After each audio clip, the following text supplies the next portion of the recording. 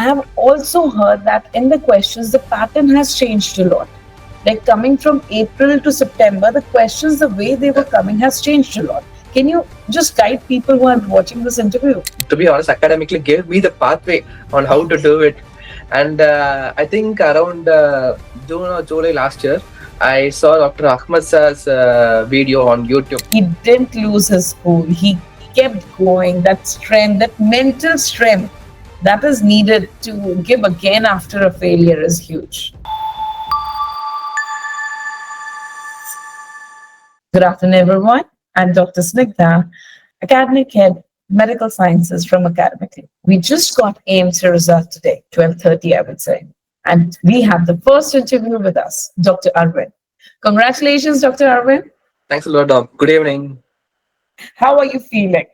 I'm good. I'm great and feel proud regarding the result. This is my second time giving my AMC exam. And yeah, I feel very great about it. So, second time, it must have been like a huge pressure on you. Yes, it was. First time I got 230, I think so. I got lost by 20 marks. So I was forced through it. I read a lot.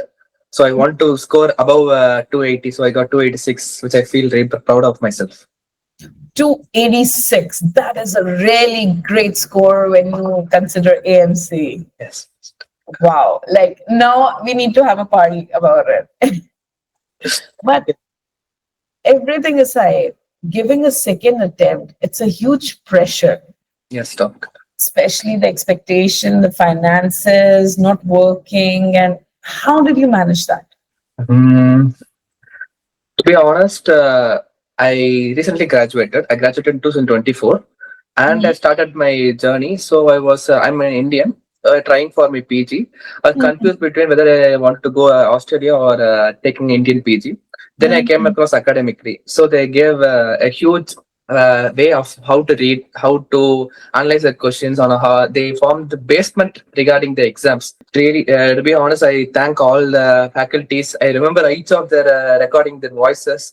So they formed the base for me to build up the knowledge. The guidelines were keep on changing, so the basement was formed by Academically. And then later I gave my first attempt in April, which I didn't pass. And then I felt sad. I felt really bad because like I need to do something else. I need to work or PG. I didn't work doing this time, but then I needed to do something. So I finally figured out, let's give another attempt. If it didn't work out, let's go for other options. So I thought about it. And then yes, it was really hard, but yes, I'm now happy. Yes, it is a big moment for you. So were you working, like you just said that you graduated in 2024? Yes. Were you working in the meantime? And I was temporarily working, not continuously. I was like, some shifts I would go, not continuously. I didn't go anything because like I want to focus on my exam and clear it and then work directly. That's it. And like you mentioned academically, that it formed a really important base for you from where to begin to reach there. Yeah. So did you attempt all the mocks, or how were you going about, like first listening live lectures or listening to the recordings, then doing mocks? How was your process? So I think my journey started around August 10th, I think my batch started. So I was listening to the classes regularly and I would do the mock questions like very vague. And then I started doing M+6 questions, but then I realized all those were kind of like useless. The main thing that helped me a lot is reading the guidelines properly.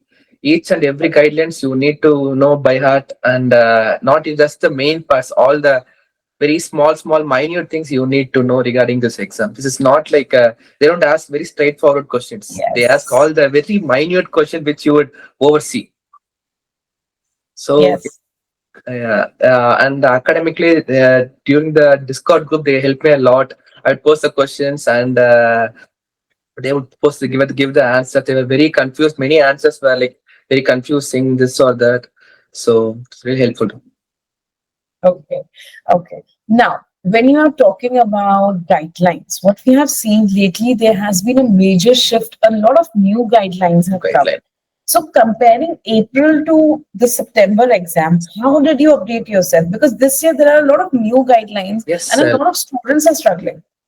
Yeah, a main example I would say is like, for infertility question for us males, it will be some methotrexate question was in 2024 September they had a new guideline, and April they had a new guideline, and then in July they had a new guideline. So we had to like in Telegram groups or some Discord groups, we need to keep on updating ourselves. It's a thing that we alone can't do ourselves. So I have my study partner, Dr. Srinivas, Okay. from Academically. Oh, He's gonna give an exam next month. good luck to him. Yes. Yeah. So exactly. So we kept on updating each other's guidelines. Every time I would find an answer for it, and then he would say, "No, it's wrong. They didn't update a new guideline." So they keep on updating it. So from TG and RSCGP, you should keep on like regularly watching it. That's how we can progress. And recently, I found out was women's health guidelines. SA health was really outdated. Okay. Many guidelines were from RANSCOG, the new guidelines were been keep on updating it, and it was really helpful looking at those guidelines, RANSCOG and health. Okay. Okay. So, okay, guidelines, I understand. How many times have you attempted the mocks? Did you attempt them multiple times, or did you keep using multiple sources when you're talking about MCQs? And also, now that we are talking about the latest guidelines, I have also heard that in the questions, the pattern has changed a lot. Like coming from April to September, the questions, the way they were coming has changed a lot. Can you just guide people who are watching this interview? Yeah, sure, Doc. So what I felt is they didn't. I would say they didn't change any question like, pattern at all. I would say. So what I gave my exam on Saturday. So I was focusing on recall topics. If I were giving later days, I would recommend to just read the recalls. For me, if they ask the first day, they ask the diagnosis, second day, the investigation, third day, the treatment. On fourth and fifth day, they just complicate, they just ask the complications of it or ask the risk factors of it. So it's just the same topic which they twist the words, and then you need to analyze why the other options aren't available. And if for the newcomers, I would really recommend E-MCQ app. Okay. Really good. And I think AMC has approved, has given Yes. questions. Yes. Yes. So Yes. we should do it. And there are around some 4,800 questions. I did around 2,000 only. That's how I was being able to do. That's enough, I think so also. But Okay. each and every question, the explanation is very good, which you need to go through in deep. That's the main. Okay. Okay. Okay. So you would say that if you're doing e-medicine, when you're looking at the explanation, just go through it and maybe read more when Read you're more. doing Yeah, it. exactly. Okay. That's a very good insight, Dr. Arvind. But one more question. Why did you choose? Which is very basic. I should have asked before, but then we went into so many technicalities. Okay. Why AMC? Why AMC? It's a very good question. None of my friends are doing AMC actually. Yeah, I was the first one in my college, and even my friends, people hearing. So I was originally trying for a USMLE. That was my plan originally. And then due to many of the stuff, due to Trump and other reasons, like I wasn't able to focus on USMLE. And then I heard PLAB saturation. Then only I came about AMC. And first time academically, there are from India, there are some 2 or 3 branches how you can proceed for AMC. Yes. So academically or some Go campus, I think academically reached to me first, and they really gave me like an insight, and they had tried to help me around even for booking from for ACMJ registration, Yes. for everything, each and every step. They have been helping with me a lot. So to be honest, academically gave me the pathway on how to do it. And I think around June or July last year, I saw Dr. Ahmad Sir's video on YouTube. Yeah, after that only I started knowing about the AMC, and then I figured out I would do it. Okay. Just an interesting journey because this is the road less taken, right? Yes, I get it. Thank you so much, Dr. Arvind, for giving us the insight how to read, how not to lose hope.